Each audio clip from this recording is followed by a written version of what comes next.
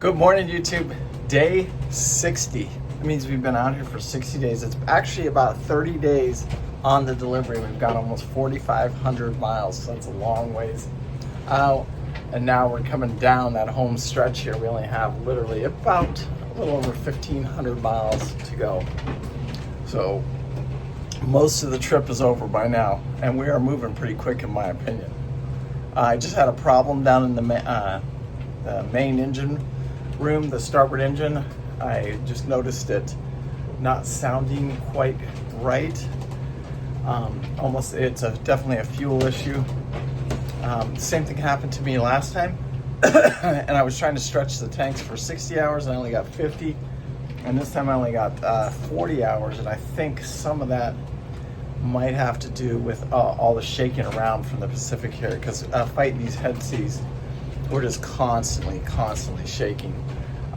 So really cleaning all the algae and everything out of those tanks. I'd be curious to see what this Raycor looks like when I change it.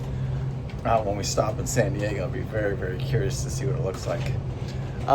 Anyway, so I went ahead and switched tanks. Hopefully that's the end of that problem. And right now, you're so in tune with the yacht, you can feel the slightest thing. So when an engine is like, even gives you the slightest little vibration or anything, you can feel it actually. So anyway, we got it back up and running. Did some priming and just switched fuel tanks, and we'll see what it does. That's all we can do. Conditions are about like they were last night. I would say we're in 4 to 5 foot seas, right on the nose. Yachts and stabilization system doing great. So we'll just keep plunking along here. Hope you guys are enjoying these daily update videos. Whew. It's getting close to the end now. See conditions like this, unbelievable. We've been at sea now for 30 days. We've gone over 4,500 miles. We saw a seal or a whale or something right in front of us. I think it was a seal. Cool to see them pop up. The Pacific side has been way more active. Like, we've seen more stuff on the Pacific side than we do on the Atlantic side. It's a different world. It's very cool over here. It's hard to believe it's summertime and you're literally out here shaking. It's cold. We're waiting for this. Now we are right now 1 day and 19 hours. So less than 2 days. It's really nothing for us. And this is our route. I finally just did our final route into San Diego. It's exactly the route I want to take, because this gives us the best weather window, and everything looks, it's 1 day and 20 hours. Basically, it'll be a little bit longer than that, because at nighttime, the weather, it picks up a little bit, and we usually slow down about a mile an hour, and it lets the boat just rides much better. But it'll be really close to that now. So I don't know, what day is today? Friday. 13th. Look at these calm conditions. I think it's the 13th. Friday the 13th? Oh my gosh. It is. That's my lucky day, actually. Good. That means we're going to see a bunch of whales popping here any minute. Got to. It is not my lucky day. Maybe I'll change that. If we see a whale, it'll be my lucky day. Well, it's Bev's birthday. Today is Bev's birthday. Happy birthday, Bev. This is my ex-wife. Happy birthday. We had many, we always did an adventure on her birthday. So whether we were in Catalina Island, or I'd always tried to take her somewhere nice on her birthday. So happy birthday, Beverly. Give Daisy a kiss for me. And for those that don't know, I am divorced. I do have a girlfriend in Costa Rica now, who probably I will marry someday. But for now, me and Beverly are still really good friends, and we still talk, not daily, but at least once a month. I would probably talk a little more than that. I'd say every week. We'll text each other and just say good morning or something like that. Beautiful morning. I'm gonna go live here on YouTube. I have to, because this is epic. Like this. Yeah, we'll go up top, and me and Lee are gonna go. We're gonna go all do our business, and then we're gonna go up on top and go live on YouTube. God damn, you got a hell of a mess there, Chief. Yeah. It doesn't look like, because it looks dead calm out here for anybody that would see it, but it's the swell. That swell, that Baja swell, it just keeps the boat moving. You're not paying attention. Next thing you know, your coffee's over. Let's put it this way: you don't set the coffee down. But you can see we're in almost zero wind. It's just literally the swell. It's absolutely beautiful out here. And without these stabilizers, you couldn't even walk around the yacht.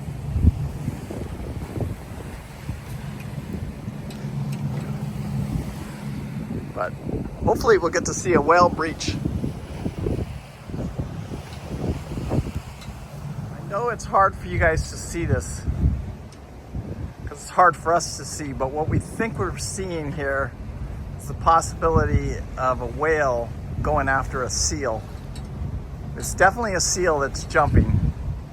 Yeah, you saw him, he just jumped right there. And then we saw a whale breaching. Yeah, there he is again. And is he running right now from the whale? Or even a shark. We just saw a big shark on our port side a few minutes ago. I can tell you right now that the Pacific is, I mean, we all have our eyes out constantly because we're seeing different things all the time, constantly. Oh, he just jumped. It would be amazing to see a big whale. Yeah, he's jumping. We want to see him come up and sit on the swim platform and take a break because they're big. Reflection of, I know it's echoey in here, but it's been, what do you like better? Do you like the Atlantic or the Pacific? I'm not gonna testify on any of that right now, counselor. Let's see. Let's get through the. I like the color over there, but over here there's a lot of shit going on all the time. So I like the action, the juice. Yeah, the vin. The vin. Is that what you gamblers call it? I don't know if anybody knows this, but Pete's a poker player actually, and sometimes he actually does pretty good. And another thing that pisses me and Lee both off drastically, he had a contact last night with a private yacht that went by. He's talking gacking on the radio. I said, that's YouTube gold. You got to get me up for stuff like that. Anyway, he contacted him on AIS. And then, what'd you first see him on AIS? And then he saw him come into the radar. And then next thing you know, he's making radio contact on the VHF with him. And he had a small conversation with him. Yeah. And that's YouTube gold. That's the middle of the night. But anyway, this weather window, this opportunity, that we have through this weather window, it's been pretty amazing. It's like we're going to have a pretty nice ride here. What do you see, Chief?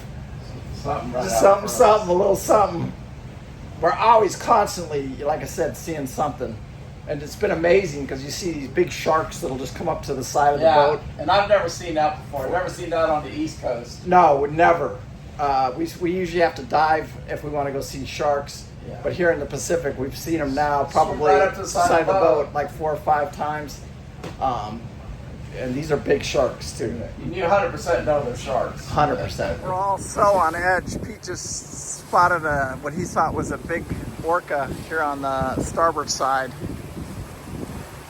And it's just every minute it changes out here, and the weather changes, the sights that we see change.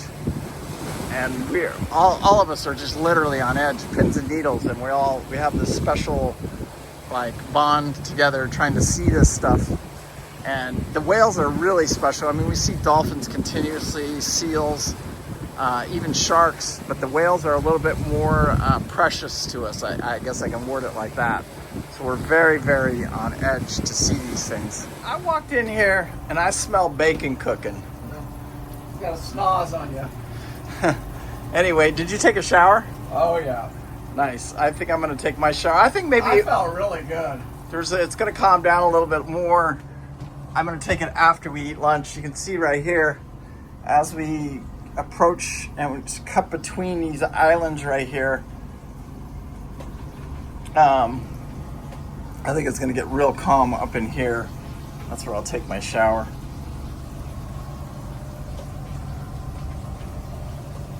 to make a decision to go across this, or we could have gone through that island, but we decided to stay on the outside of it after getting some consulting. Beautiful. That looks just like a desert scene, doesn't it, guys?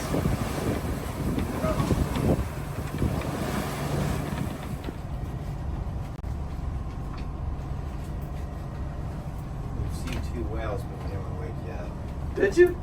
No. Liar. I feel bad about it. Whales are where we draw the line in the sand right now. And we usually see them in the morning.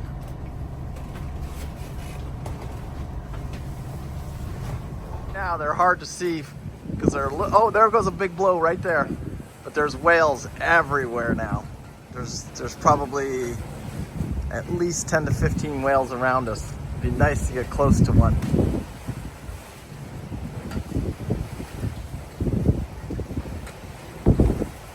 Saw a bunch of seals come up to us.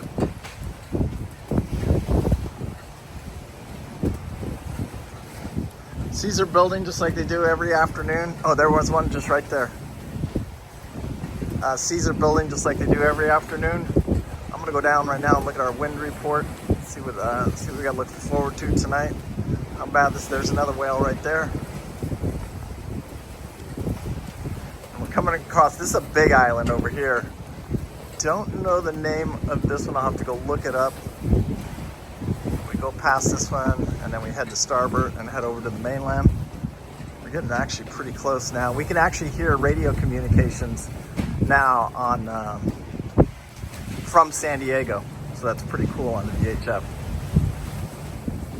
You guys can see the seas. I'm gonna go ahead and go lay down. The seas have really picked up now. This is pretty typical of every afternoon, but it seems like they're kind of nice and far apart, and the boat just kind of falls into them. And it's actually not that uncomfortable of a ride. It's a little bit hard to move around the yacht, but not too bad at all. Turn? Especially with the stabilizers. Yeah, you're gonna make a turn in about 40 minutes, Chief. You're gonna come around this corner. What it is there's some kelp beds over here, and I wanna stay out away from these kelp beds. Okay. So I've got us kind of cutting through them. So just be careful over the next hour. Okay. If you need anything, just call me and I'll run right up.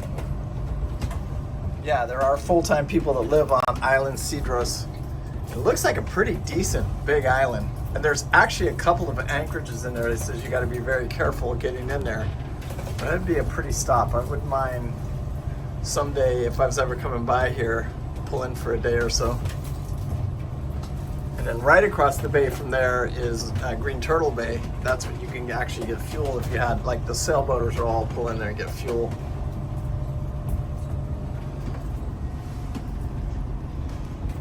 Chief, you got this? I'm gonna go lay down. You need anything, just come get me. Just kind of laying into it. Saw a big old swordfish on our port side jump. He jumped about 20 feet out of the air, it looked like. Saw that a few minutes ago.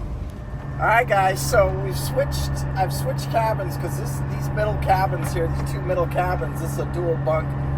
We cleared this one off, and now I'm sleeping in here because it's very quiet in here. This is like we're right in the midship of the boat, and the waves actions that we're in right now. So when I'm sitting here, it really doesn't feel much waves in here, and it's a very comfortable sleep right here.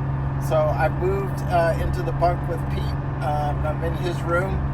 And as the cruise, I've been in all three rooms now. I've been in the mid bunks, the front bunk, and the rear bunk, and I like them all. They all have their advantages and disadvantages. The front I really like because it's the least amount of noise on the boat. But in this head sea, our little lights up front were leaking, so we got our bed wet, so we're just leaving it dry out right now. And probably won't go back up there until we get back in California. But so right now, mid bunks, everybody's sleeping really good.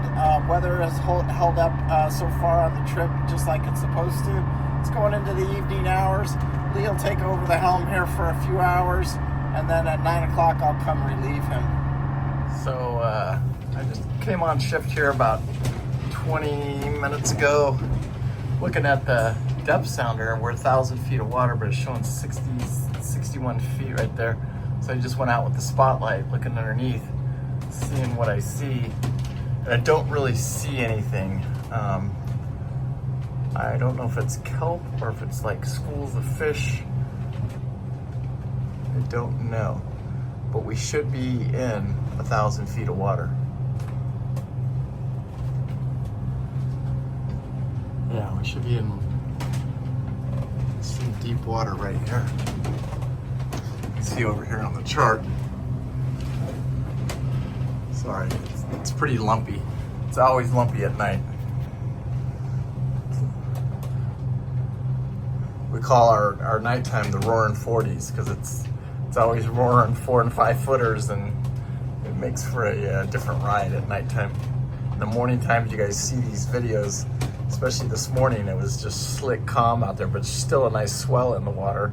So you had the swell and then the wind waves, because the wind picks up in the evenings, and then it doesn't really settle down until after midnight, about 1, 2 o'clock in the morning. It'll start settling down, and then we lose the wave heights, but we still have the swell.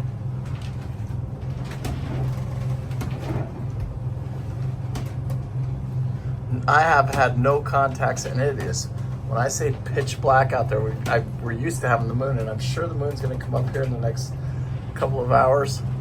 But we have, zero. It is pitch black out there tonight. All right, guys, Captain Paul here. I'm going to end day 60 by saying thank you very much. Conditions are starting to improve a little bit throughout the night here. It's going to be a little bit of a rough run from here on into San Diego, but we will do it, and we should be there Sunday morning early. Anyway, make sure you hit that like, make sure you hit that subscribe, share it with your friends. Sure appreciate you patrons, and you guys with the super thank you so much. We do appreciate it. Anyway, peace out. Make sure you hit that like and subscribe. Remember, live life with no regret. I do. Thank you so much for watching. I appreciate it. Bye.